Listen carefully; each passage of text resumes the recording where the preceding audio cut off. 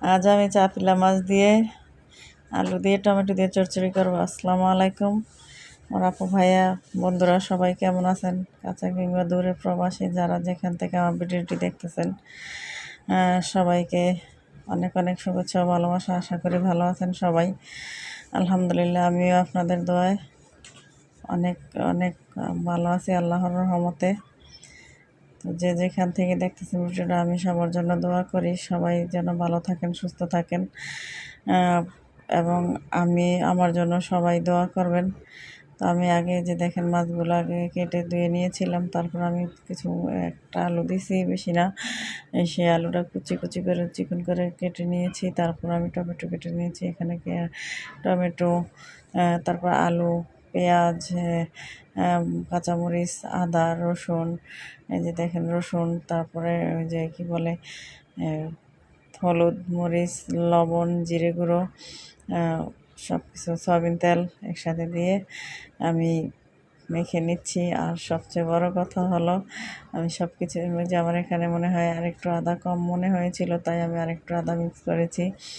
তো এই যে আমি এগুলো ভালোভাবে, আমি এভাবে কখনো অবশ্য রান্না করিনি। তো আজকে প্রথম এইভাবে দেখি যে অনেকে রান্না করে, দেখলাম যে কেমন হয় রান্নাটা। আজকে রান্না করে খেয়ে দেখি। তো সবচেয়ে বড় কথা হলো, আমি লবণ দিতেই মনে হয় ভুলে গিয়েছিলাম, তাই আবার লবণটা দিলাম। তো এগুলো আমি ভালো করে মেখে নেব, যাতে মশলাটার সাথে, যেহেতু কাঁচা আমি মশলাটা করছি, এই জন্য ভালো করে মশলাটা মেখে নেব, যাতে মশলাটা এই টমেটো আলুর সাথে ভালো করে মিশে যায়। তাই দেখেন আমি কিভাবে মেখে নিচ্ছি। এখন আমি দিয়ে দিব এই আমার আগে থেকে কেটে ধুয়ে রাখা মাছগুলো। এই যে আমি নিয়ে নিলাম মাছগুলো। দেখো এখন মাছগুলো আমি ভালো করে মেখে নিচ্ছি, দেখেন। আর যে আমি ভালো করে মেখে নিতেছি। তো এইভাবে অনেকেই দেখি রান্না করে। তো আমার মতো আপনারা কারা কারা রান্না করেন অবশ্যই কমেন্টে জানাবেন। আমি কখনো রান্না করিনি অবশ্য, আজকে রান্না করে খেয়ে দেখবো আর কি কেমন হয়েছে রান্না। এখন আমি এই যে একটু ঝোল দিয়ে দিলাম, মানে মাখা মাখা রাখবো, তো একটু ঝোল দিয়ে আমি রান্নাটা চুলায় বসিয়ে দেবো, যাতে রান্নাটা সুন্দরভাবে হয়ে যায়, মাছগুলো যাতে ভালো করে সিদ্ধ হয়।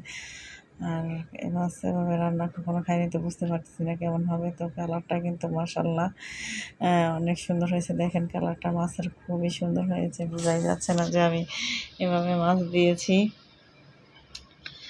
তো দেখেন খেতেও কিন্তু দারুণ স্বাদ হয়েছে।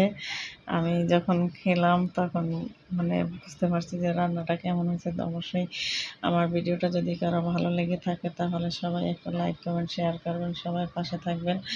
আর আমিও সবার পাশে থাকবো ইনশাল্লাহ।